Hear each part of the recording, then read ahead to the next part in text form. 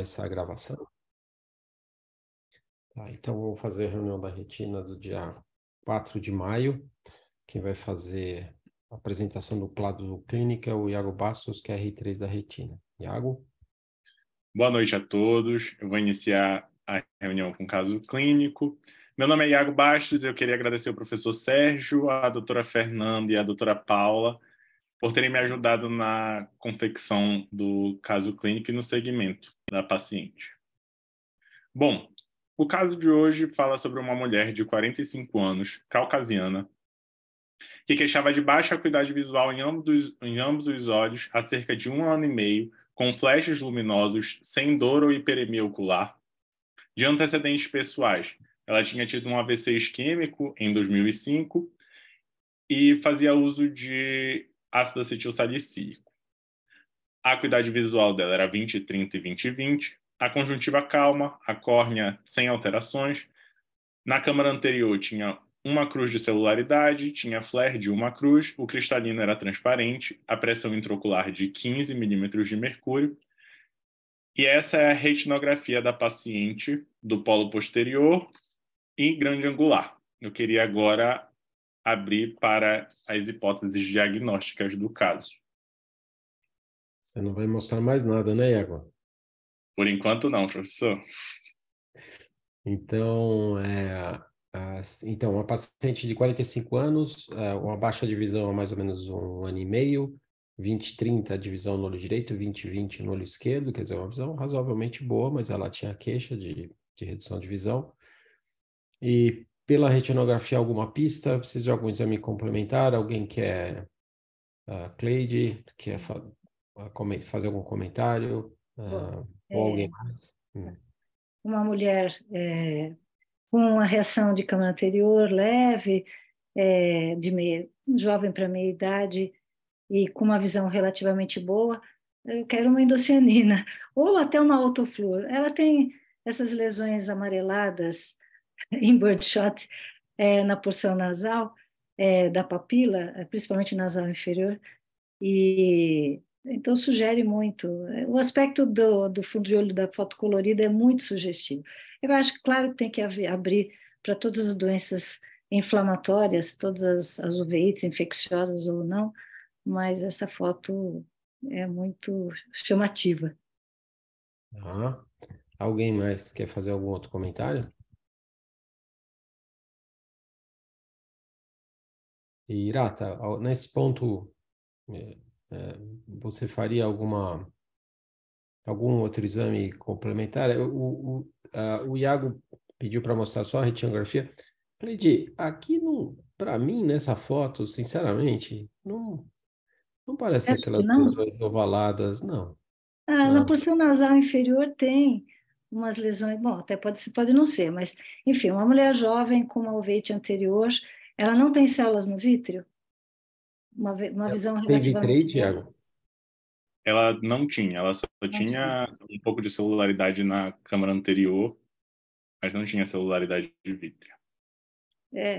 Pode até não ser, mas para mim sugere muito, mas enfim, eu acho que se esse achado que eu estou vendo não for real, então a gente vai ter que progredir, porque no restante eu não vejo vasculite, a mácula aparentemente está normal, a visão é boa, então pode ser até uma uveite anterior, que não estaria aqui, né? Mas eu gostaria, então, como eu vejo essas lesões meio despigmentadas aí na porção nasal, eu gostaria de ter uma endocianina, Você enfim, não quer todos os ver? exames, né? Mas Te mostrar anjo antes, tá? tá Só para bom. você ver que a mácula não é normal. Bom, Uhum. diante disso, e como a doutora Cleide citou, eu trouxe para vocês algumas possibilidades de exames complementares. E vocês podem escolher qual desses exames vocês acham que direcionaria melhor para a resolução do caso clínico neste momento. Tá. Bom, se Então, fosse para pedir um só, pediria endocianina. tá. Então, mas eu sei que você gosta da endocianina, mas vamos ver um menos Na específico ordem, que anjo, na só ordem para é anjo. só para Anjo você ver ACT. melhor a mácula, tá? Então vamos Uhum. ver. Vamos lá. Assim, eu pessoalmente, num caso como esse, o meu primeiro exame é angiografia, angiofluorescenografia, tá? Para mim, eu não teria dúvida. O primeiro exame a ser solicitado é a angiofluorescenografia. Tá. Porque você Eu vê que tem também, bastante Iraca, alteração aí. concordo com você, mas aqui, assim, em termos de fechar o diagnóstico, eu acho que a endocianina eu acho que ia ajudar. Mas claro que a anjo é um exame que vem antes, assim como o OCT, né? Uhum. Então, você vê, Cleide, aqui no olho direito você vê um edema macular, você vê uma hiperfluorescência na região macular e em vários outros locais aqui, né? Sim. Certo? Então, ela... O edema macular e aparentemente tem Olha, uma né? capilarite, talvez uma cureidite. Certo? Irata, por que você chamaria atenção para algum outro dado dessa anjo? Além do Sérgio, edema aqui, assim, aqui a manifestação mais... Que, assim, ele tem células no vítreo, tá? Assim, ela tem queixa de floaters, não tem, o Iago? Se eu não me engano, ela tinha uma queixa de floaters. E tem que ter célula no vítreo, tá? Então, quando você vê células no vítreo e você não vê nenhum foco de retinocoroidite, a primeira coisa que a gente pensa é um vazamento perivascular, uma vasculite, tá? Então, por isso que eu acho que, assim, sempre o primeiro exame aqui é a fluoresceína. Então, veja que ele tem marcadamente uma grande, que a gente pode chamar de uma grande vasculite de retina bilateral com edema cístico de mácula. Então, assim, aí a gente tem que abrir os diagnósticos diferenciais a partir desses achados, tá? Eu não sei se você quer que eu quer dizer, eu tenho, a gente tem um esquema que eu costumo sempre considerar, e eu acho que isso é fundamental, seguindo uma certa linha de diferenciais, que senão a gente acaba esquecendo, entendeu? Então, assim, só rapidamente, é sempre, primeiro, as infecciosas, das não infecciosas, as doenças associadas às doenças sistêmicas, aquelas síndromes mascaradas também tem que entrar no diagnóstico diferencial, e aquelas vasculites como manifestação ocular isolada. Se a gente pensar nesses três grupos das não infecciosas mais as infecciosas, dificilmente você vai deixar passar alguma coisa, entendeu? Eu acho que é fundamental em todos os casos você pensar em todos esses diferenciais. Perfeito. Causas não infecciosas relacionadas provavelmente a doenças sistêmicas e síndromes mascaradas e manifestações ou com manifestação ocular isolada sem ter nenhum envolvimento sistêmico, né? Isso. Perfeito. O Iago queria ir apresentando os exames complementares, né? Então, Cleide, você quer antes o OCT ou quer antes a endocianina? Não, agora é pela ordem, vamos seguir pelo OCT. Tá. Bom, no OCT, que corrobora o achado da angiofluorescenografia, a gente percebe que ela tem realmente esse edema macular. Certo. E não tem alteração de retina externa, certo? Basicamente, um edema macular, tá? Que é compatível com a visão dela, de 20/30 num olho, 20/20 no outro, tá? Visão boa. Mostra a endocianina que a Cleide quer ver. Esse é o olho direito e esse é o olho esquerdo, professor. Tanto a foto do polo posterior quanto a imagem da endocianina de grande angular. E aí, Cleide? Já dá para ver, não está muito nítido não, mas principalmente na porção nasal inferior às lesões hipossenescentes ou hipofluorescentes. Agora está um pouco mais evidente. Tá. Mas que não correspondem muito àquelas lesões que você chamou a atenção no FO, né? Você tem mais lesões na endocianina, né? Essas lesões assim pequenas, mesmo, né? escuras, isso. Marca mais do que aquelas lesões. Irata, algum comentário da endocianina aqui? Não, é que assim, na verdade a endocianina é importante porque quando a gente olha o fundo de olho, a gente tem aquelas lesões branco-amareladas ou brancacentas, que mais na média periferia, havendo uma certa tendência a ser mais na região nasal, nos dois olhos. Então, isso sugere entrar naquele grupo das chamadas white dots, né? Certo. E quando você tem isso, para caracterizar um comprometimento da coroide, a endocianina ajuda bastante. Mas é um achado inespecífico. Você pode encontrar esses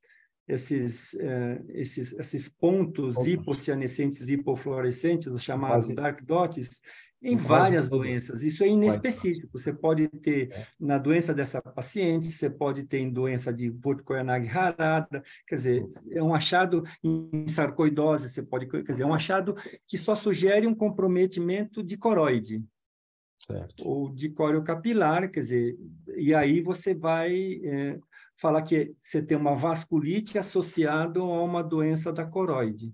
Então, você ajuda, na verdade, a indocianina ajuda muito a caracterizar o comprometimento da coroide. Não vai nada muito além disso, entendeu? Tá. E isso é importante porque nem todo mundo dispõe da indocianina, né? E é um exame que é difícil de fazer, muita gente não tem, então, mas assim, pelo aspecto que a Cleide já chamou a atenção, a gente faz suspeitar que realmente você tem um envolvimento da coroide. Aí você pode tentar achar com essas alterações na coroide ou com OCT, que você pode, às vezes consegue, ou então com a indocianina, mas são achados inespecíficos, né? Tá. Iago, você quer mostrar de novo o que a gente tem aí de opções? Olha, então, autofluorescência a gente não mostrou ainda, né?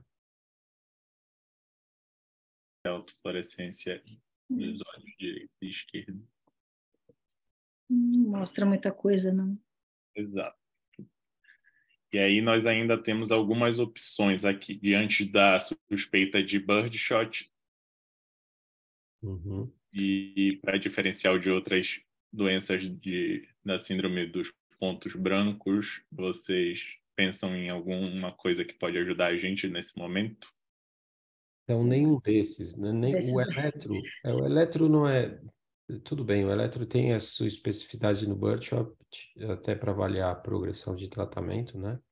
Mas vai estar alterado, né? Em todas as white dots, praticamente. Então, acho que aí a gente chega no ponto que o Irá está falando no começo. Os exames laboratoriais vão diferenciar de uma forma infecciosa, não infecciosa, vão ver, eventualmente, relacionar com manifestações sistêmicas ou uma manifestação ocular isolada, certo, Irá? Sim, exatamente isso. Tá, então vamos ver. Então, aqui são os exames laboratoriais da paciente. Pode comentar. A gente percebe que as causas infecciosas não são compatíveis, os exames deram negativos.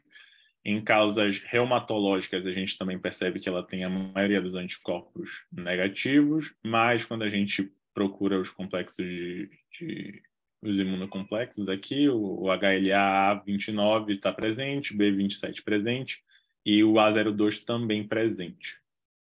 Certo. Sendo que a HLA-29 é um marcador da corioretinopatia de Birdshot, certo? Altamente positivo nesses pacientes, né? Bom, esse é o resumo do caso. Uma mulher de 45 anos com queixa de baixa acuidade visual e flashes de luz. A gente tem as retinografias, que, como vocês comentaram, mostram lesões características, edema macular, extravasamento na anjo e dark dot na indocianina. Então, a gente pensa nesse caso para uma corioretinopatia birdshot. E eu trago para vocês também aqui um segmento do caso da paciente, que a gente pode voltar e comentar depois. Posso partir para a revisão, professor? Pode nada. Volta aí. Você não falou nada do segmento do paciente? Espera aí, eu não deu nem para ler. Então, deixa o Irata comentar. Então, o diagnóstico da sua paciente é corioretinopatia de Birdshot, né? O Irata vai fazer um comentário, então, do Birdshot. O que você quiser comentar, Irata, sobre, eventualmente, diagnóstico, mas principalmente agora sobre tratamento e evolução desses pacientes, né? Sérgio, eu vou comentar um pouquinho de diagnóstico, porque eu acho que esse talvez o aspecto mais importante, tá? Sim. Então, assim, num paciente que você tem uma vasculite com uma coroidite, sempre você tem que pensar em algumas doenças infecciosas. Quais? Fundamentalmente, sífilis e tuberculose, tá? Tanto a sífilis, a tuberculose, pode dar uma vasculite, pode dar uma coroidite. Então, poderia ser sífilis, tuberculose? Sem sombra de dúvida, todo mundo tem que fazer essa investigação. No caso, foi negativo. Existem duas outras causas que dão vasculite, que é HTLV e doença de Lyme, mas não associada a essa coroidite. Então, isso são mais raras e dentro dessas doenças a manifestação de vasculite é pouco frequente. Então, o importante é afastar sífilis e tuberculose. Afastado a sífilis e tuberculose, principalmente, a primeira coisa que é importante é perguntar se ela tem alguma manifestação sistêmica.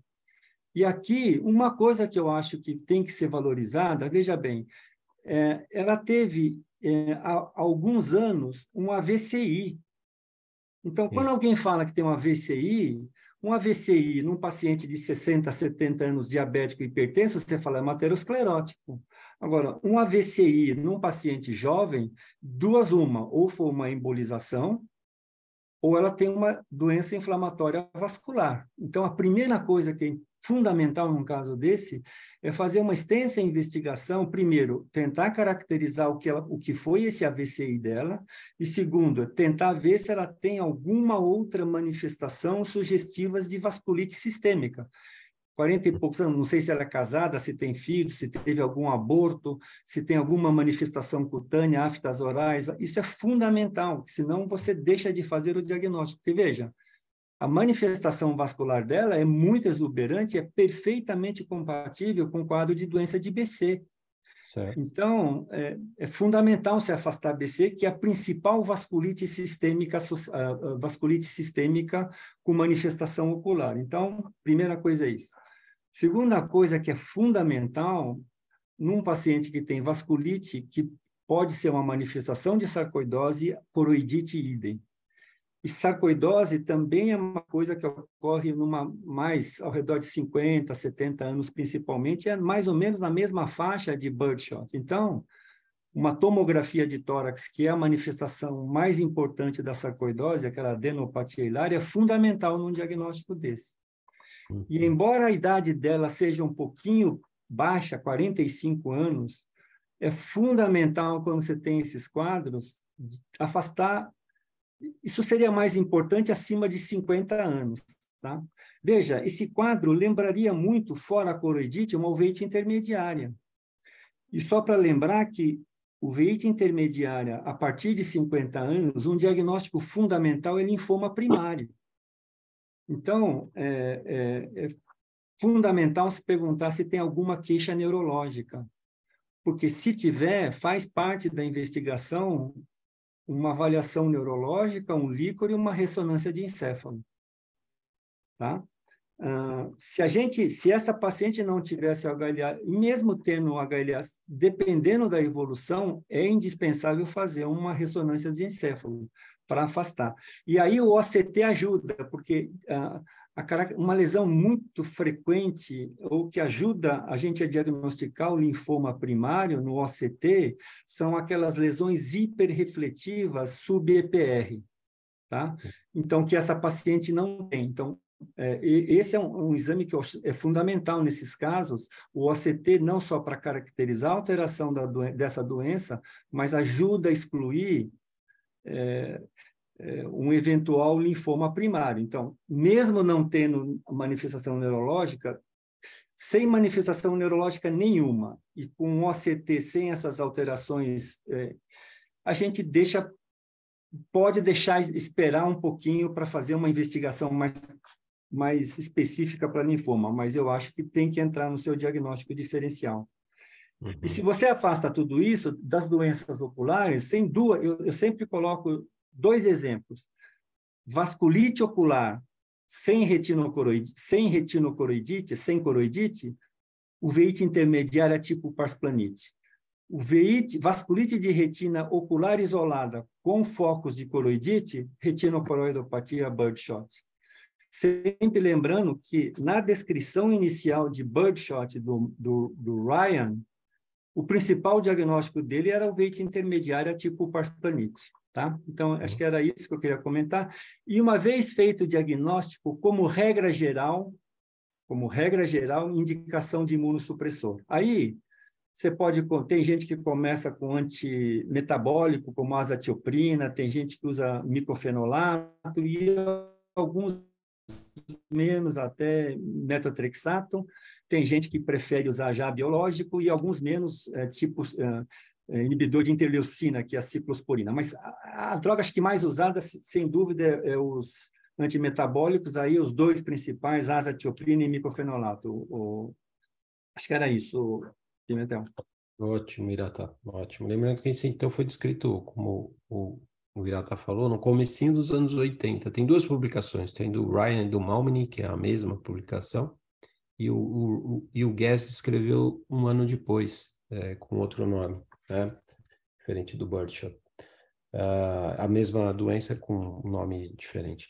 E é isso. Cleide, algum comentário aqui? Não, acho que é isso. Adorei a revisão aí do Irata.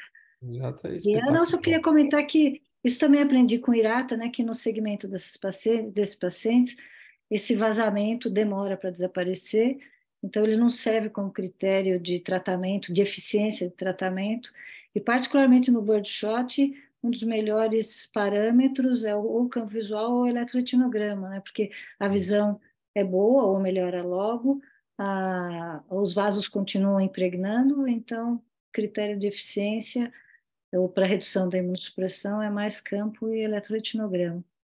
E Isso aprendi com o Irata.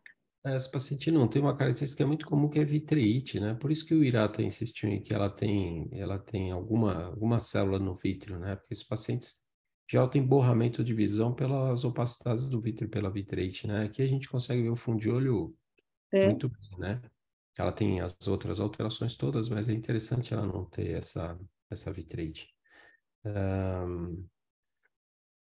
Eu estava lembrando de falar mais uma coisa que eu... Acho que em relação ao HLA, né, que embora seja 99%, tem 5% da população caucasiana que tem HLA 29 sem ter birdshot, então...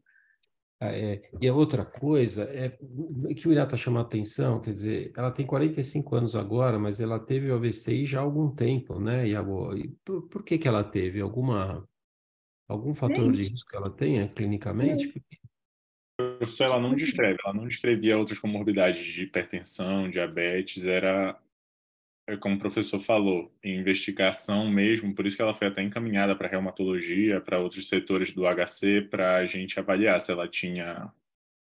E não chegaram a nenhuma conclusão. Mas ela teve mesmo AVCI? Ela tem alguma sequela disso? Não? Ela tem uma ressonância que mostra isso? Ela só chegou com esse diagnóstico, professor. Ela comentou que acompanhava por isso e por conta disso tomava o AS. Tá, então talvez uma hipótese é que não tenha sido um AVCI, né? Eu acho bem possível que não, né? Porque ela é muito jovem para ter, teria que ter uma doença sistêmica grave para ter isso, né? E esses HLAs que ela tem, além do A29, ela tem a A27 e o outro? D27 e o A02. A02. Eles têm alguma relação com trombofilia? Esse A02 não conheço. O B27 está associado à espondiloartrite, né? E eventualmente a casos de uveíte anterior recorrente, independente de espondiloartrite, mas é um marcador para espondiloartrite. Mas uma porcentagem da população, da mesma forma que o A29 pode ser positivo sem ter nenhuma doença associada. Mas, sem dúvida, é um fator de risco tanto para uveíte anterior, associado ou não à espondiloartrite. Ótimo, tá. E ela teve uma resposta boa, né, Irata, com a medicação, quer dizer, o edema macular reduziu muito, desapareceu no olho esquerdo, que era o olho que ela tinha 20/20, e melhorou muito no direito, né? E sem nenhum tratamento local, né? Só com tratamento sistêmico, certo? Sérgio, eu vi essa paciente no começo, na verdade, o Oda que encaminhou para o hospital, e eu não lembro bem do segmento dela, não sei, nem lembro se foi indicado algum tratamento, eu realmente não me lembro, Sérgio, eu não fui rever o paciente, então eu não me lembro, eu não vi a ficha desse paciente, então eu não saberia dizer para você. Sim. Você lembra, Iago, se ela fez algum tratamento local, com corticoide, intravítreos, subtenoniano? Não fez, professor. Ela, no começo do quadro, começou com a prednisona e com remédios tópicos, porque ela tinha aquela celularidade em câmara anterior.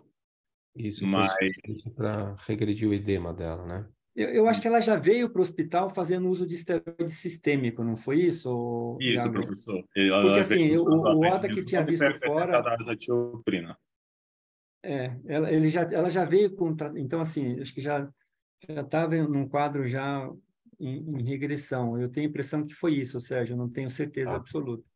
Porque sempre que você tem um edema de mácula, você cogita, quando você tem um edema de mácula mais importante, você cogita fazer um tratamento local associado, né? Mas como aqui você vai possivelmente ter que fazer um tratamento sistêmico, você até poderia, num primeiro momento, esperar para ver se responde tudo ao mesmo tratamento, né? Claro. Eu não sei também se ela tinha algum fator de risco para hipertensão ocular que contraindicou essa injeção, né? Mas é comum, principalmente quando você tem uma assimetria, um edema muito mais importante num olho do que no outro, né? Mas, Irata, você inicialmente usa só sistêmico e espera o resultado ou já inicia com os dois? Meu No caso do critério edema. depende muito, isso é muito subjetivo e é muito pessoal. Aham. Eu levo muito em consideração o grau de edema que esse paciente tem e o risco de ele ter, por exemplo, formação de um buraco, entendeu? Então, se eu vejo um edema muito extenso, eu já falo, não dá para ficar esperando muito, eu já indico um tratamento local. Agora, se você tem um edema que não é muito importante, eu vou ter que fazer uma imunossupressão e ele já chega usando um esteroide sistêmico, eu posso esperar um pouquinho antes de pensar em fazer uma injeção.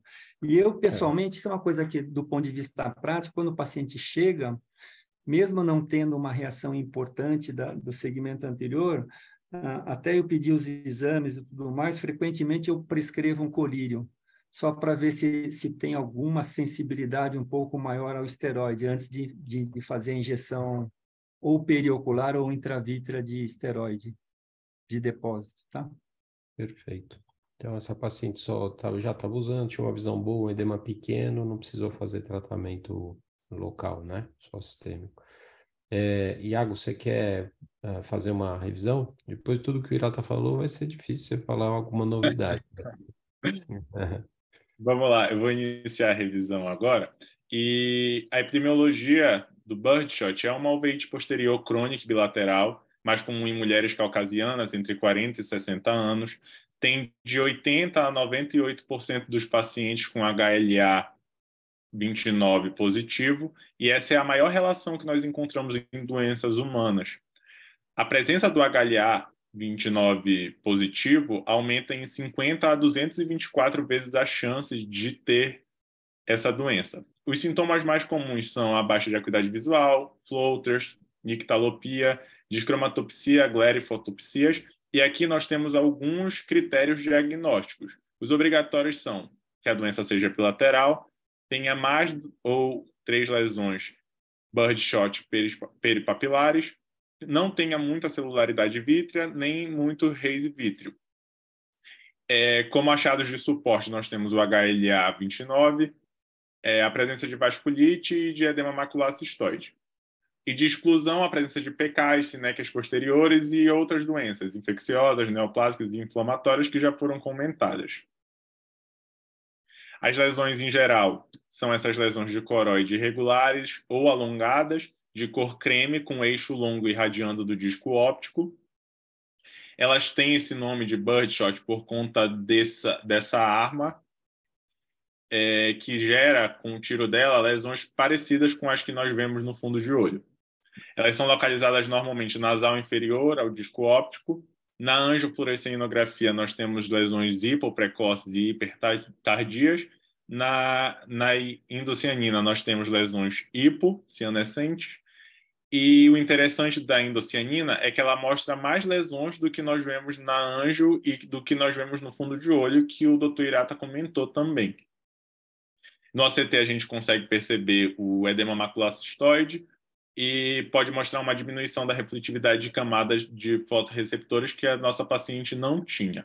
No tratamento, na fase aguda, em geral, vão ser usados usados esteroides, que podem ser tanto sistêmicos quanto intravítreos, e na fase crônica a gente usa imunomoduladores e nós temos várias opções. No nosso caso, a paciente foi optado por usar azatioprina. E no diagnóstico diferencial, principalmente quando a gente leva em questão a síndrome dos pontos brancos, a gente tem que lembrar que a maioria delas é mais comum em mulheres. Contudo, a serpiginosa vai ser mais comum em homens e a placoide vai ter uma incidência parecida entre homens e mulheres. A lateralidade delas, em geral, é bilateral, com exceção da Mildes, que vai ser mais unilateral. Na clínica, elas têm clínicas parecidas, de baixa acuidade visual, fotopsias e perda de campo visual. Na Anjo, com exceção da Mildes, que vai apresentar um padrão de hiperprecoce e hipertardia, com aquela característica de guirlandas, as outras síndromes dos pontos brancos vão apresentar hipoprecoce e hipertardia nas lesões, e na endocianina nós sabemos que as lesões vão ser, em geral, hipocianescentes. Essas foram as referências. Muito obrigado, e eu queria convidar todos a seguirem o Instagram e o YouTube da Retina USP. Perfeito, Obrigado. Thiago. Ótimo, parabéns, Thiago. E agradecer ao Irata por todo o conhecimento compartilhado dele aqui, né? Muito obrigado. Sérgio, é um prazer e a gente sempre aprende também, sem dúvida. Obrigado, Irata. E Eu parabéns só vou pela chamar só a frente pelo atenção uma coisa, diagnóstico. desse diferencial que Iago fez, Uhum. eu só chamaria a atenção que de todas as white dots, a diferença maior, eu acho que ele não chamou a atenção, que é a presença da vasculite. Então, todas as outras, quando você tem white dot com vasculite, pensa em birdshot. Certo, certo, perfeito, perfeito. É incomum nas outras, né, Irata? É bem... colite multifocal e panveite pode ter um pouquinho mais, mas aqui é exuberante. Eu sempre falo, pensar em birdshot, em white dot com vasculite. Perfeito, perfeito. De novo, obrigado, Irata. Excelente. Isso, Sérgio, foi um prazer. Sérgio, desculpa, eu vou ter que sair, que estão esperando para jantar, tá? Tá joia, bom jantar. Obrigado, um abraço, boa noite a todos. Boa noite. Obrigado, viu, Iago? Parabéns pela apresentação. Ótimo caso. E muito obrigado. Raro a gente ver birdshot, muito raro. Acho que no HC, nos últimos anos, a gente viu 2 ou 3 casos, é muito incomum. Então, parabéns. Agora a gente vai para a imagem da semana, que vai apresentar o Flávio Travassos, que é R3. Flávio? Boa noite a todos. Estão conseguindo me ouvir tranquilo? Sim, tranquilo. Bem, meu nome é Flávio Moura, Travassos Medeiros, sou R3 do serviço e estou responsável por apresentar a imagem da semana desta semana. Começando, já trago aqui um base scan de um OCT, e aí gostaria de, diante desses achados, perguntar quais são os achados e o que pode ter causado a maioria desses achados que vemos nas imagens. Tá. Então, eu queria perguntar primeiro para o chat aí, para quem está assistindo.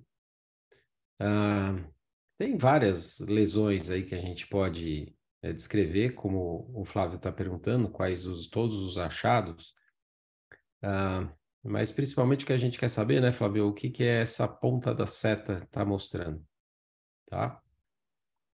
Boa, Paulo. Então, o Paulo falou que é uma ruptura da limitante, tá? Mas é uma ruptura normal da limitante? Falta um adjetivo para essa tua descrição aí, Paulo. É uma grande, boa, Paulo, é uma grande ruptura da limitante interna. É interessante porque isso pode confundir com uma membrana epirretiniana, né? Mas isso, na verdade, é a tração da limitante da membrana epirretiniana tracionando a limitante interna, tá? E a limitante interna levanta. O Flávio vai descrever tudo isso mais para frente, tá? Então, a gente tem essa grande ruptura da membrana limitante interna, tem a contração, tem a membrana epirretiniana e tem mais uma outra alteraçãozinha lá no canto, perto do canto esquerdo superior. Isso. Quem pode descrever o que é isso?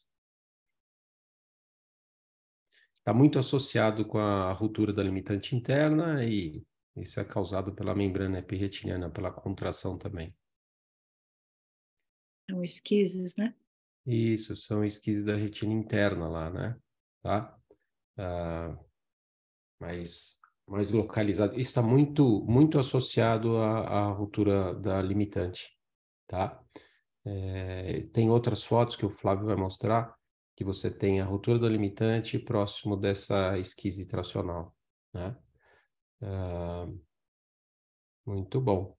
Então, o Paulo fez o diagnóstico, a Cleide complementou, eu acho que o Flávio pode, então, tem um artigo que foi, na verdade, esse artigo foi publicado pelo Mark Johnson. Mark Johnson veio agora na reunião da SBRV, agora no Rio.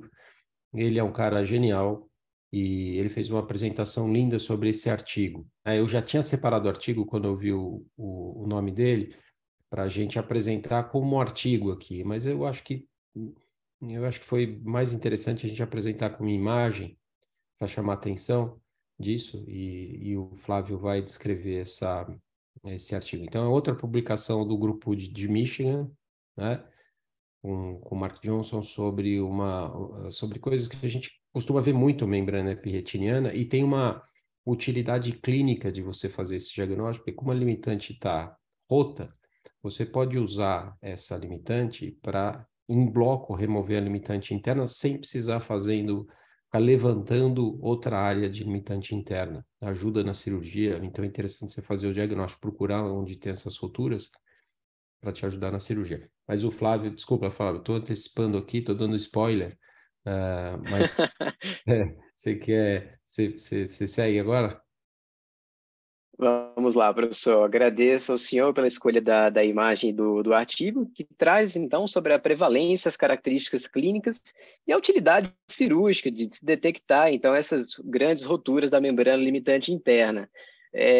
Bem, então, como a gente viu, o principal mecanismo, a hipótese desse mecanismo é principalmente a membrana epirretiniana causando uma contratura na retina, né? Então, falando brevemente, então, sobre as membranas epirretinianas, a gente sabe que elas podem acontecer por acontecer, né? Que é a forma idiopática, mas também pode ser secundária a algumas causas, como, por exemplo, processos hemorrágicos retinianos, até mesmo pós-cirurgias que, por exemplo, pós-descolamento de retina, são cirurgias que podem induzir a ação da membrana epirretiniana.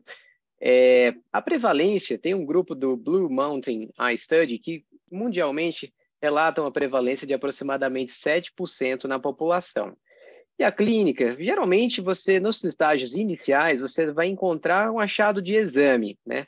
Aquela membrana celofane que você pode encontrar no fundo de olho, uma alteração do brilho macular, mas em casos mais avançados, à medida que vai havendo uma progressão, né? Lembrando lá daqueles achados do OCT, que você pode encontrar uma perda da depressão foveal, uma ectopia da retina interna, e até chegar a uma desorganização completa, você pode, então, ter baixa de visão, micropsia, metamorfopsia, diplopia. Isso aí são queixas que podem realmente levar o paciente a ter a necessidade de passar por um procedimento cirúrgico, né? E o que é que a gente encontra nessa membrana epirretiniana, né? Se a gente levasse para o microscópio, na verdade, ela é formada por células tanto da retina como não retinianas e com um pouco de matriz extracelular. A fisiopatologia proposta, na verdade, é a proliferação de hialócitos, durante o DVP, esses hialócitos podem estar presentes lá como um remanescente do córtex vítreo nessa região e terminar havendo essa proliferação na parte mais superficial após um descolamento do vítreo posterior. E aí, o objetivo desse artigo é justamente saber, será que essa ruptura da membrana limitante interna ela acontece só por causa do DVP? Ou, na verdade, ela tem realmente mais relação com a contração de uma membrana epirretiniana que já estava lá? E não só saber o que é que gerou isso, como o professor Sérgio comentou, tem uma importância na própria cirurgia, de você já aproveitar essa ruptura da membrana limitante interna para fazer, por exemplo, a remoção em bloco da membrana epirretiniana, né? E aí, o que é que o estudo caracteriza como uma grande rotura, tá? Uma grande rotura, que ele caracteriza como uma rotura suficiente para tanto causar uma elevação, como um enrolamento dessa borda. Veja que está elevado e está um pouco enrolado aqui nessa imagem que a gente tirou lá do OCT Basecamp já apresentamos. Como o próprio professor Sérgio comentou, essa rotura da membrana limitante interna, causada pela contratura da membrana epirretiniana, geralmente está associado a outros, principalmente 3 achados. A esquise da camada de fibras nervosas da retina, que nessa casuística do trabalho de Michigan apresentou uma prevalência de 87%, e a gente vai voltar a ver algumas imagens. Ondulações da retina interna e também lesões avermelhadas paravasculares discretas, com a prevalência também de 80% nesse estudo, tá? Então, quando você junta todos esses achados, você pode abrir ainda mais os olhos para detectar isso aqui, que no passado, quando a gente não tinha essa avaliação multimodal tão avançada como a gente tem hoje, às vezes era uma coisa que não se encontrava tanto, mas à medida que você vai juntando o quebra-cabeça, você tem mais e mais indícios. E aí, passando aqui já para algumas imagens, a gente já começa aqui com essa retinografia colorida, mostrando, então, a membrana epirretiniana. E aí eu queria dar um destaque aqui, que até pintei em amarelo aqui, justamente, vou até tirar aqui para a gente ver novamente, que é justamente a área de formato convexo, que é justamente o local da rotura da membrana limitante interna, e a gente consegue perceber uma grande contratura de uma membrana epirretiniana aqui na região macular deste olho, tá? Avançando ainda mais, a gente consegue perceber por esses OCTs, tanto aqui uma imagem bem interessante. Em A, a gente tem a membrana epirretiniana, a gente tem também a esquise da camada de fibras nervosas da retina, que eu destaquei aqui, e já é uma membrana epirretiniana um pouco mais avançada, tanto é que aqui a gente já perdeu a depressão foveal e está com essa ectopia da retina interna. O ACT abaixo, titulado de B, já é uma evolução do mesmo caso, só que 6 meses após. E aí a gente já consegue aqui perceber, então, a grande rotura da membrana limitante interna, está elevado e também está enrolado. E aí aqui, nessa seta, ele mostra um pouco já do início de umas ondulações dessa retina interna. Passando mais adiante aqui, mais do mesmo, a gente consegue perceber, para a gente gravar bem esses achados da esquise da camada de fibras nervosas, a rotura da membrana limitante interna aqui. E aqui uma outra imagem bem importante para trazer a atenção daquelas lesões avermelhadas paravasculares que o artigo traz também como associação da rotura da membrana limitante interna. Aqui no OCT, mostra que essas lesões avermelhadas paravasculares podem corresponder a, digamos assim, defeitos cavitações intrarretinianas, que estão trazidas aqui pela seta, tá? Aqui bem mais destacado. Mais do mesmo aqui, para a gente ver mais uma vez a questão da rotura. E aqui um achado intraoperatório, tá? Que foi corado com o azul brilhante. A gente tem a parte que está corada com o azul brilhante, que tem, então, membrana limitante interna, e a parte que não está mais corada, e aqui a transição representada pela cabeça da seta. Isso é muito importante no intraoperatório, não é só saber que ela existe, mas aproveitar esse fato que a rotura existe, tá? Aqui, trazendo alguns dados rápidos do trabalho, que o trabalho dividiu a análise dos pacientes dos casos cirúrgicos, aqueles em que você tinha uma membrana epirretiniana um pouco mais avançada, gerando baixa de visão ou outra sintomatologia, em que você percebia que você tinha aproximadamente 1/3 dos casos desse braço do trabalho a presença da rotura da membrana limitante interna. Não houve diferença estatisticamente significativa nessas outras características aqui. E tem também o grupo dos casos não cirúrgicos, em que a gente consegue perceber um número muito menor da presença da rotura da membrana limitante interna. E aí o trabalho leva em consideração que os casos que realmente foram para a cirurgia eram casos de membrana epirretiniana mais avançadas, com mais contratura, e aí isso tem mais relação com a rotura da membrana limitante interna.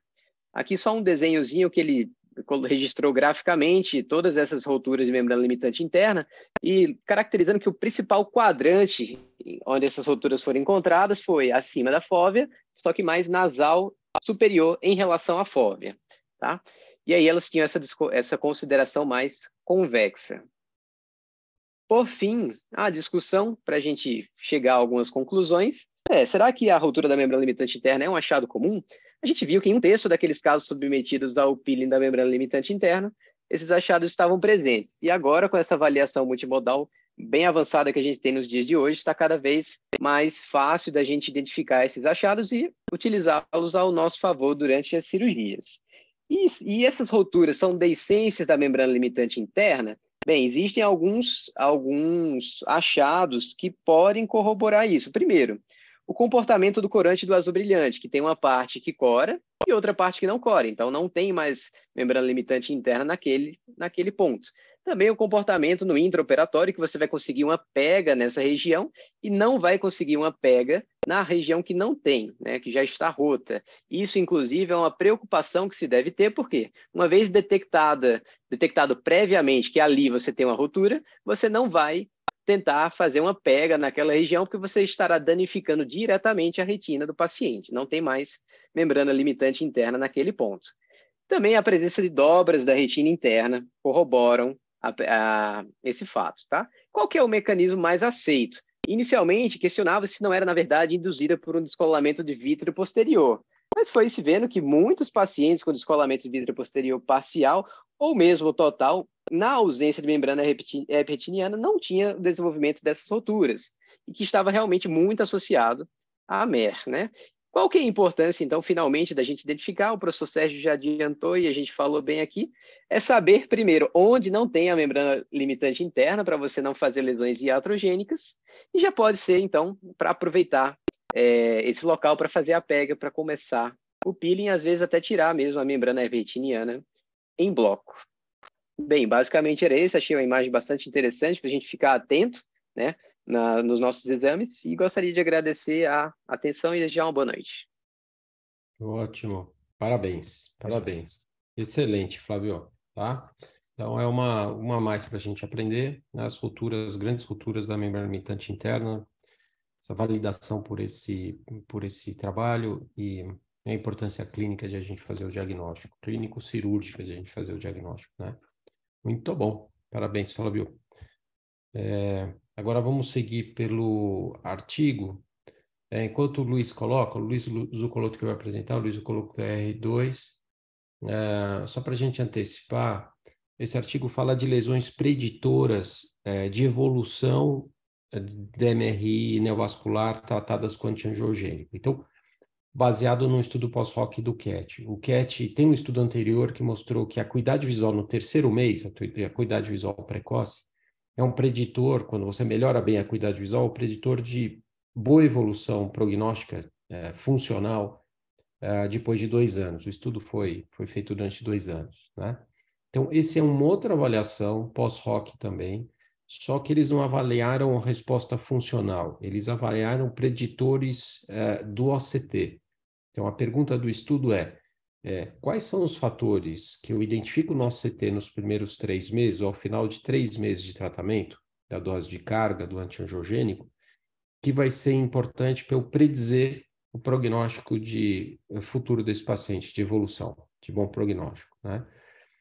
E assim, eles fizeram análises univariadas, chegaram à conclusão, análises multivariadas, quando eles usam vários preditores, nenhum tem uma resposta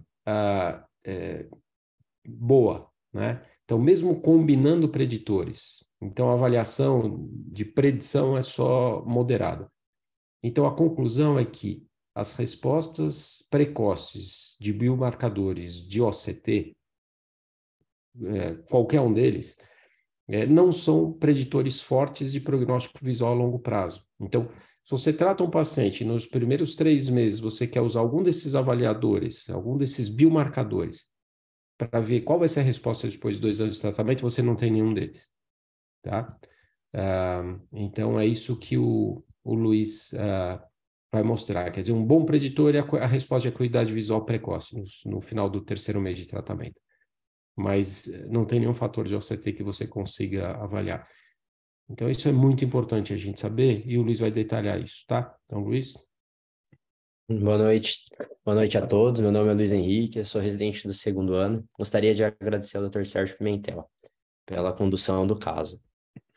Então, como o Dr. Sérgio ele introduziu, o meu estudo ele é sobre a predição da acuidade visual após 2 anos, né?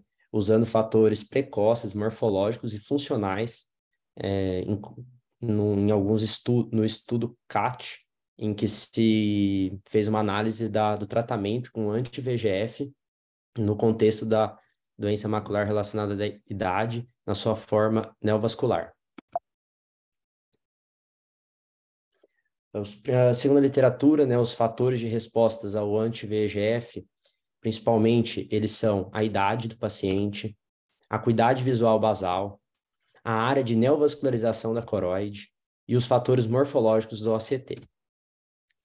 O objetivo do estudo, então, foi avaliar as respostas precoces do OCT e da acuidade visual. E se esses dois fatores, então, se eles são preditores da acuidade visual a longo prazo, ou seja, se ocorre uma melhora da acuidade visual em 2 anos. O método do estudo, então, foi uma análise secundária do estudo CAT, o estudo em que se avaliou em 43 clínicas dos Estados Unidos pacientes com doença macular relacionada à idade. Esses pacientes incluídos eram maiores de 50 anos, sem tratamento para DMRI neovascular ativa e com acuidade visual entre 20/25 e 20/320. Os fatores morfológicos do OCT incluídos no estudo foram presença e espessura do fluido subretiniano, intrarretiniano e sub-EPR, material hiperreflectivo subretiniano, elevação do PR, presença de membrana epirretiniana e trato macular em 3 milímetros centrais. O método baseou, então, em análise univariáveis e multivariáveis. As univariáveis foram achados do OCT no mês 3 e resposta da acuidade visual em 2 anos, alterações iniciais do OCT e no mês 3 e resposta da acuidade visual em 2 anos, e variabilidade da espessura do OCT nos primeiros 3 meses de tratamento e resposta da acuidade em 2 anos. E aí, em sua análise multivariável, eles fizeram associações entre todos os fatores do estudo CAT e resposta da acuidade visual em 2 anos. A seguir, um exemplo, então, de uma análise univariável, em que foi, em roxo, demonstrado achados do OCT no 3º mês, em vermelho, à direita, as alterações da acuidade visual em 2 anos, e mais à direita, a acuidade visual com ganho de 3 linhas em 3 anos, em que foi realizada uma análise desses dados.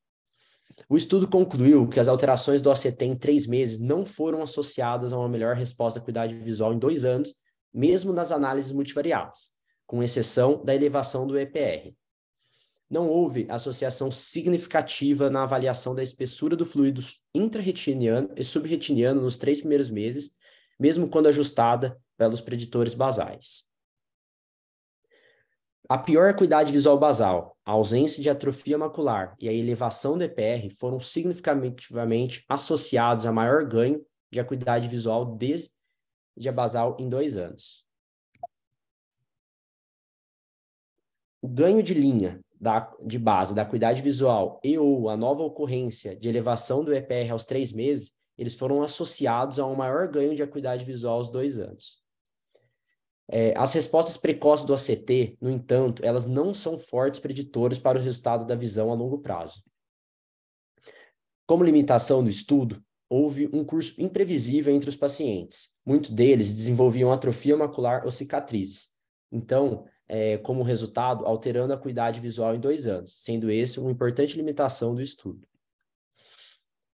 Além disso, os preditores, portanto, da linha de base e respostas morfológicas aos 3 meses previu, então, uma moderada ou uma fraca resposta da acuidade visual em longo prazo. Gostaria de agradecer. Ótimo, Luiz. Excelente apresentação. O Luiz resumiu muito. O artigo é muito complexo. Estudos estatísticos são enormes, como todas as publicações associadas ao CAT. É um artigo muito denso, mas as conclusões são essas, né? Então, tá ótimo. Obrigado, Luiz. Excelente. Ótimo. Obrigado, senhor professor. Se alguém tiver algum comentário sobre o artigo, se quiser comentar, então a gente vai seguir para o caso cirúrgico. Então, o caso cirúrgico, quem vai apresentar vai ser o Pedro Rissoli, é fellow de retina cirúrgica. Então, Pedro. Vamos lá. Boa noite, professor. Boa noite a todos. Conseguem me ouvir? Dá para ouvir, dá para ver a apresentação. Então, vamos lá. Então, boa noite. Eu sou o Pedro, como o professor me apresentou. Sou estagiário do 2º ano de retina cirúrgica. Eu queria agradecer ao Dr. Rony, que me cedeu o caso e me ajudou também, enfim, orientou o caso e tem acompanhado o caso comigo. E o Dr. Sérgio, que me ajudou na orientação aqui da apresentação. Então, o caso é o caso de uma mulher de 68 anos, que de antecedentes oftalmológicos, ela já vinha em tratamento por um glaucoma primário de ângulo aberto há vários anos, então há mais de 10 anos, já com a pio estável e sem progressão desse glaucoma, tanto em campo visual quanto em OCT, e usando 2 classes de colírio e com a pressão também estável nos últimos anos.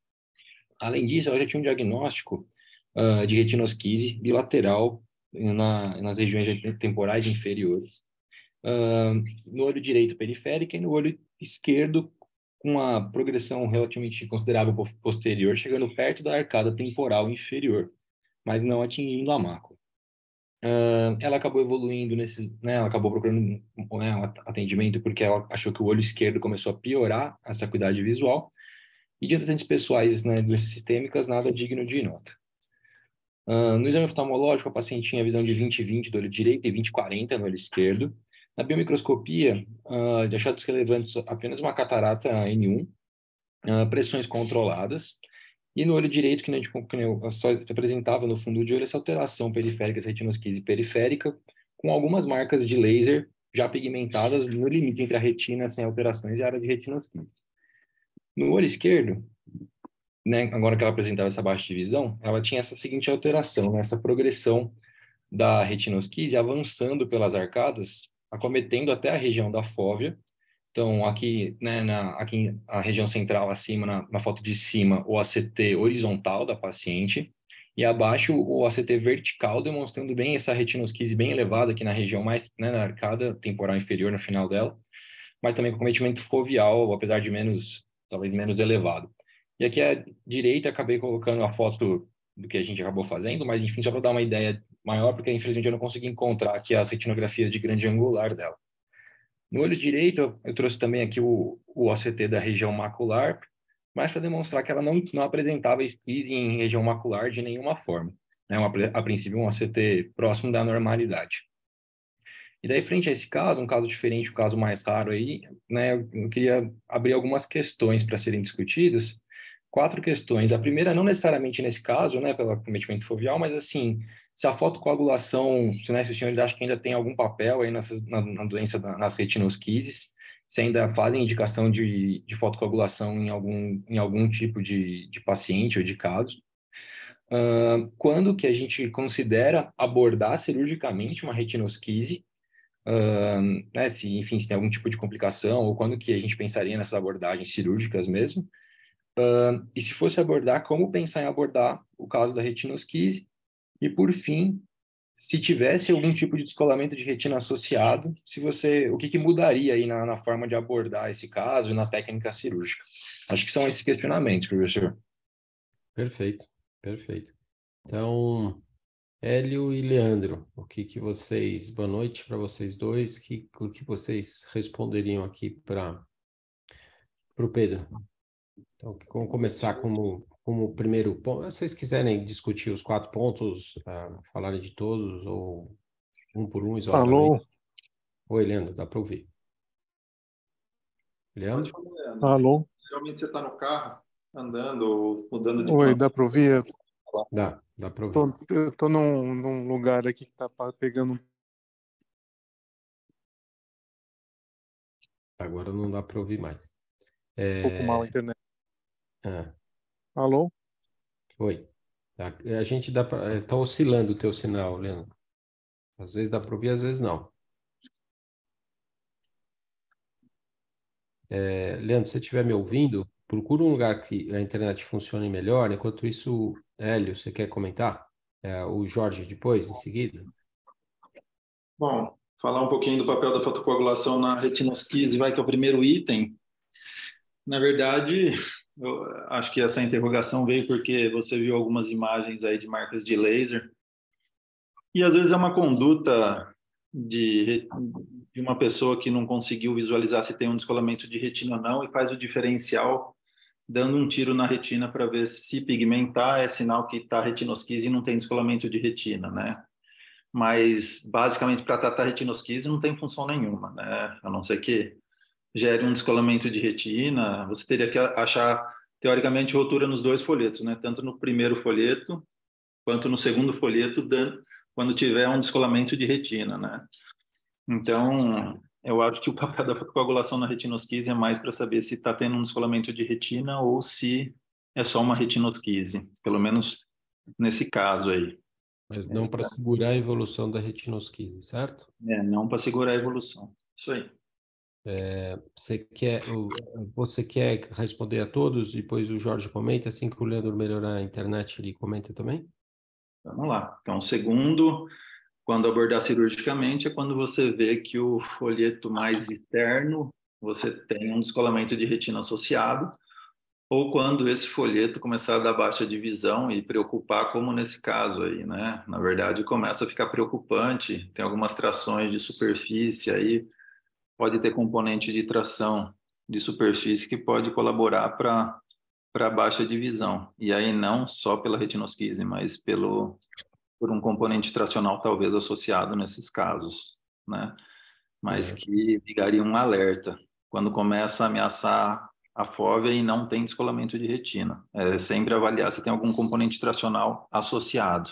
Agora, se tiver o descolamento de retina presente, é um caso bem desafiador, porque para você achar onde que está a rotura no segundo folheto é um desafio, né?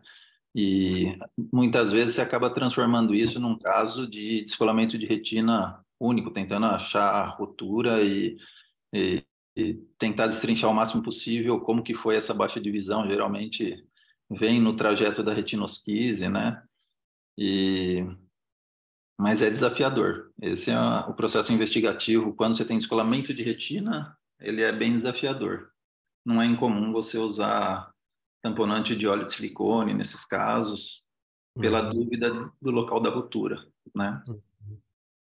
Então, aí, quando tem descolamento de retina, o descolamento avança para a região macular, descolamento de retina associado, você tem que procurar, então, a rotura no folheto externo, tratar com laser, certo? E tem algumas técnicas para fazer esse tratamento. Agora, aqui não parece que a gente está tendo, né? Então, aqui não tem um descolamento de retina associado, parece que a retina está se separando em 2 folhetos, folheto interno e externo, e isso está chegando próximo da mácula. Tem algum jeito de segurar isso?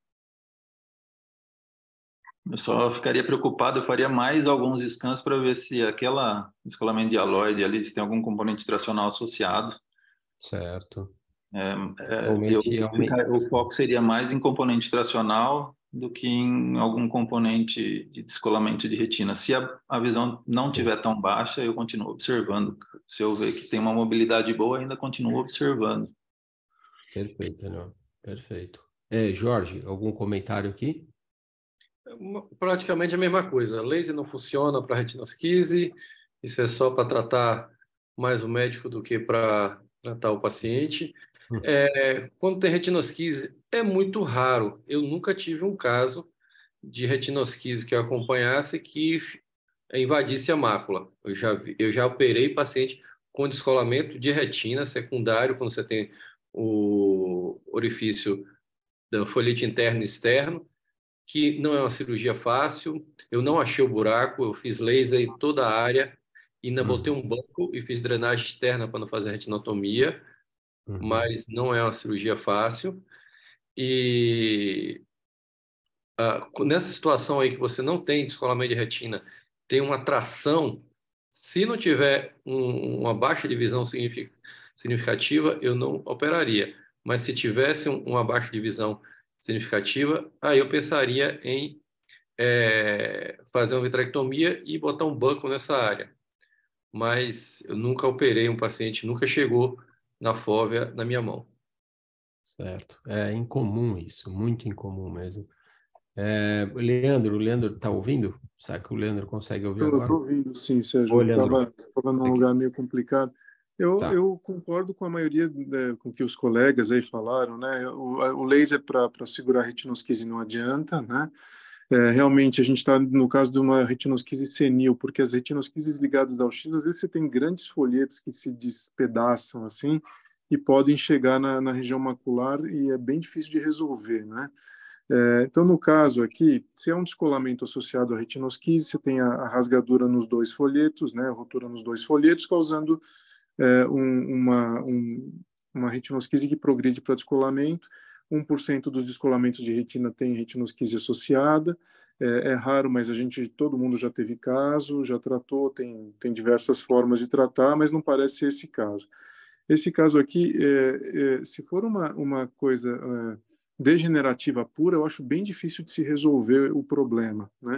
Se a gente tiver um componente tracional, isso a gente pode ver examinando a pessoa, fazendo vários scans, eu acho que talvez soltar esse componente tracional, eventualmente colocar um perfluor, fazer óleo, fazer laser, bastante laser e tentar um tamponamento com óleo de silicone, poderia ser alguma coisa para a gente tentar estabilizar essa região macular. Eu confesso que eu nunca tive um caso assim, viu, Sérgio? Tá? É incomum. Uma coisa que eu queria chamar a atenção para vocês. A gente vê a retinosquise periférica. Provavelmente essa paciente não tinha alteração macular, mas eu acho que ele tem agora um subtipo de sniffer.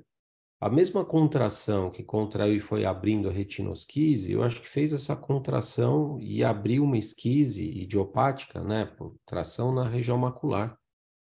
Então talvez tirando o vítreo você alivie um pouco consiga isso. melhorar. Exatamente. No sniffer, tem relato de caso de tirar o vítreo e fazer o peeling na limitante interna com melhora. Como tiver um componente tracional na superfície aí que levasse o sniffer. O Hélio tem uma publicação desse tipo, né, Hélio? Isso aí. Mas, em geral, os pacientes não têm evolução de baixa de visão significativa, né? Os casos que foi feita intervenção tinha um componente tracional bem considerável, né? E por isso que, como o Leandro também falou, eu falei um pouquinho antes, nesses casos que você começa a ter essa esquise, explorar bastante o componente tracional. Se tiver que fazer alguma intervenção, aliviando o componente tracional, como todo mundo aí concordou. Então, Pedro, eu acho que foi unânime, como a gente está tendo progressão e como tem envolvimento do polo posterior da mácula também, a gente removeu o vítreo, remover a hialoide posterior para tirar essa tração. Eventualmente, a gente até teria uma indicação de tirar a limitante interna, certo? Com perflu, aplanar esse folheto externo contra o interno, fazer laser para a gente ver se consegue manter isso, essa adesão aí, tá? Sob perflu, né? Essa é a ideia, certo? Certo.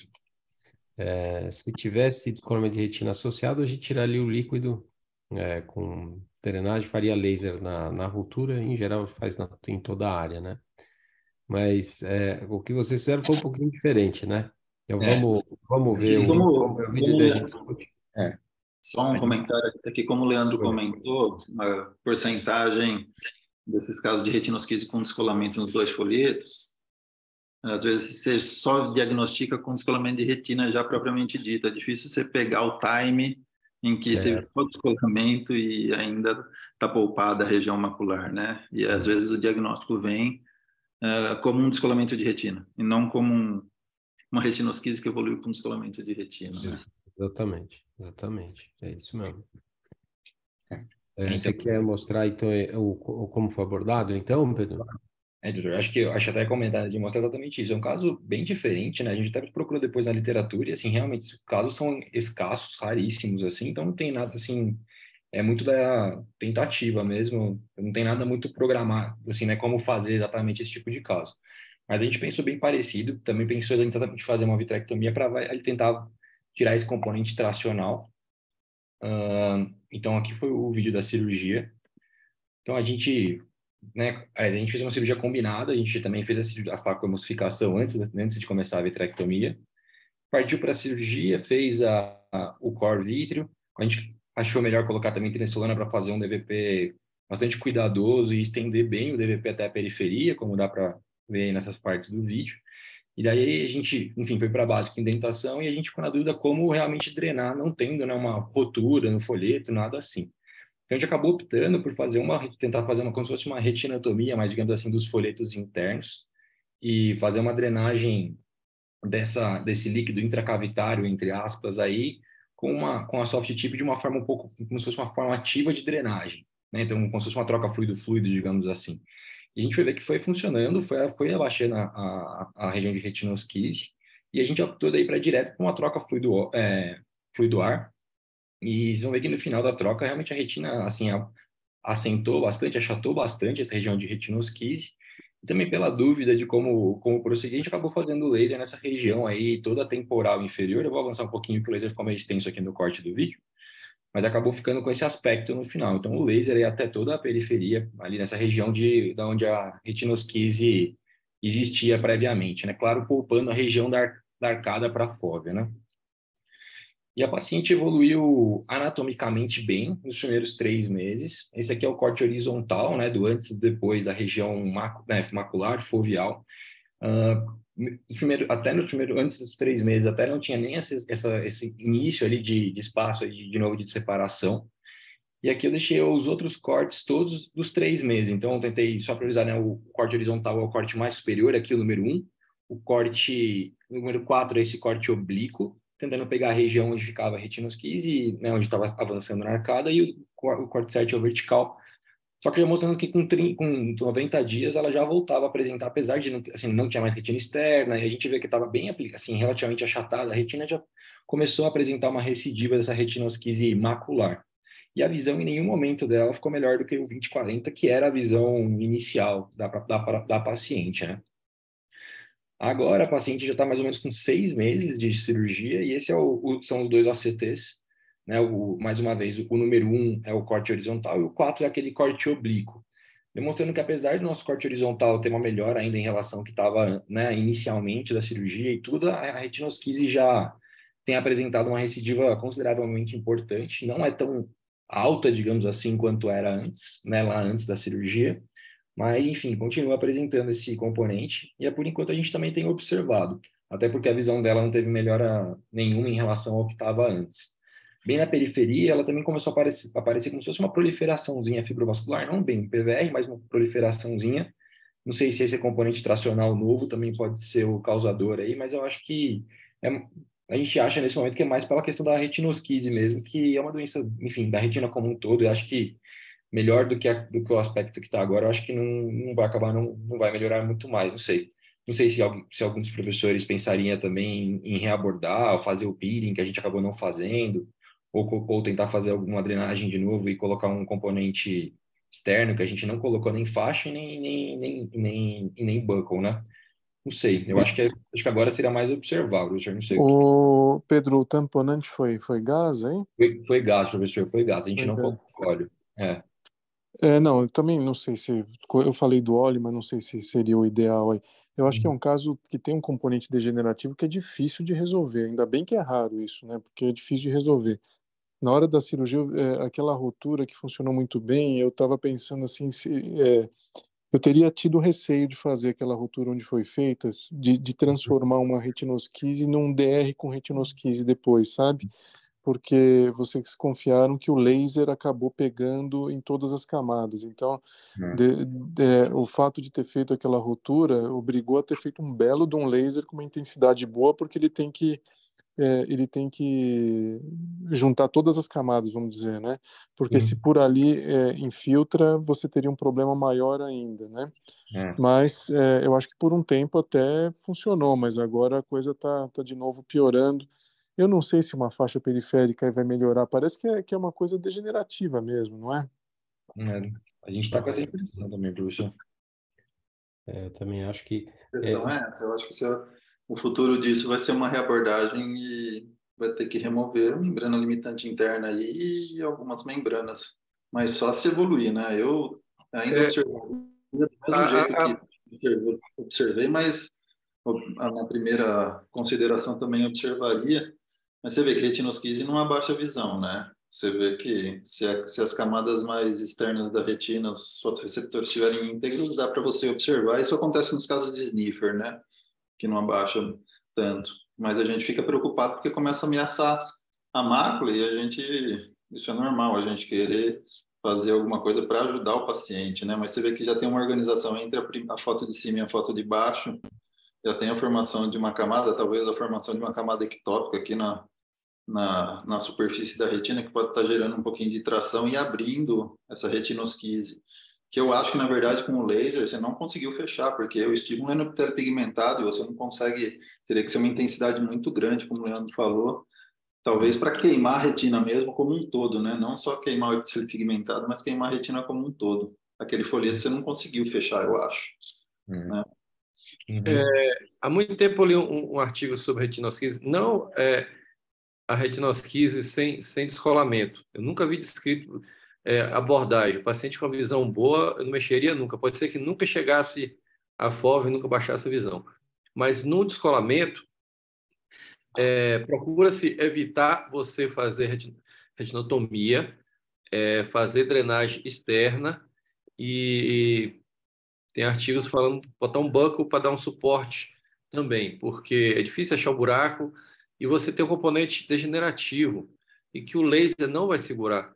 O laser não vai fazer essa proliferação, porque quando você faz o laser, ele faz uma proliferação do epitélio pigmentar, você faz digamos, você sela a entrada de fluido. Mas no caso da retinosquise, não é fluido que está vindo da cavidade vítrea. Você tem um processo de alteração das células de Miller e está abrindo um espaço que nem sempre tem líquido dentro. Então, Pedro, aqui tem duas condições. Uma é retinosquise periférica, que é um processo degenerativo, que as células de Miller estão envolvidas nessa degeneração, e que tem pouca coisa para se fazer, a não ser você destruir todas as camadas com laser para tentar fixar a retina, para não deixar isso progredir mais. Ela pode parar de progredir onde você fez o laser e continuar a progressão na área que não tem laser, né? Aí talvez uma segunda condição, que eu não sei se necessariamente está associada à primeira, que é essa esquise macular, que parece um sniffer, né? Tem pouco relato de correção cirúrgica do sniffer, mas teoricamente eu acho que faz sentido a gente pensar numa maculopatia tracional em indivíduos que têm que são suscetíveis de alguma forma a ter eventualmente alguma lesão, uma fragilidade das células de Miller nessa formação dessa adesão da retina, e a limitante interna contraindo acaba esgarçando a retina. E você removendo a limitante interna, como foi comentado, você diminuiria essas esquises na região macular, sem ter relação com a esquise periférica, tá? Basicamente, eu acho que foi isso que foi comentado aqui, tá certo? Legal. Um caso bem único, né? A gente não tem essa descrição em literatura, não tem esses comentários em literatura, né? Sobre essa condição. Não que eu conheça, como todo mundo comentou aqui. Então, assim, se ela mantém visão de 20/40, que é a visão inicial dela, eu acho que não vale a pena reintervir. Mas se essa paciente continuar perdendo visão e aumentando essa área de esquise, uma condição para ser conversada com o paciente, eventualmente, é você remover a limitante interna em toda essa região do polo posterior e ver se isso é suficiente para aplanar essa esquise e melhorar a visão desse paciente. Mas é um caso bem complexo, certo? Queria comentário final aí do Hélio, do Jorge e do Leandro, para ver se tem alguma outra ideia. Não, acho que é isso, perfeito. Se tiver componente tracional, remover a membrana limitante e as membranas periféricas. Não sei se esse componente que está abrindo a retinosquise é tracional ou não, porque a gente está vendo só um corte, né? E observar, ficar de olho nisso daí, que aí tem 3, 4 meses ainda, né? É isso aí? 3, 4 meses, né? Está com 6 meses agora, professora. 3. Isso aí, fica de olho só. Beleza. Legal. Leandro e Jorge, algum outro comentário final? Não, como eu falei, eu mesmo nunca tratei um caso assim, um caso bem diferente, né? E foi tentado, eu acho que foi feito certo aí, mas realmente ela continua progredindo porque tem esse cunho degenerativo. Se piorar mais, tentar tirar a limitante mesmo e eventualmente aplanar essa retina com perfura e tentar fazer bastante laser forte para tentar juntar todas essas camadas, né? Mas é um caso bem desafiador mesmo. Isso. Jorge? não fazia nada até baixar a visão, como todo mundo reafirmou aí. Uhum. Depois fazer limitante interna, e eu botaria um buckle nessa região aí, bem alto, para diminuir a tração, mas continua sendo desafiador, porque acho que vai ser difícil achar na literatura descrições. Exatamente. Então, Pedro, você arrumou um caso muito bonito e muito incomum, tá? E Pensa nessa observação do Jorge aí, que é interessante, porque as retinosquises geralmente são inferiores, né? E a associação com buckle talvez seja algo interessante. Como a gente não tem N para discutir isso, mas é algo que pode se pensar realmente, concordo com o Jorge. Eu até procurei, sabe, professores na literatura, e realmente, assim, eu procurei casos semelhantes, eu encontrei, acho que 2 casos, semelhante mesmo, um caso, basicamente, que também eles optaram por fazer a cirurgia porque o bolsão da retinosquise acabou entrando no eixo da fóvea, e não tanto pelo acometimento foveal, mas esse relato não tem um pós-operatório maior do que 1 mês ou 2, então, na verdade, a gente não tem como saber muito bem o que aconteceu depois, né? E tem um outro caso, mas é um outro caso que eu não acho que não é muito comparável, porque é um paciente com nano-oftalmo, eu acho que tem outras características que não são tão parecidas assim, mas enfim.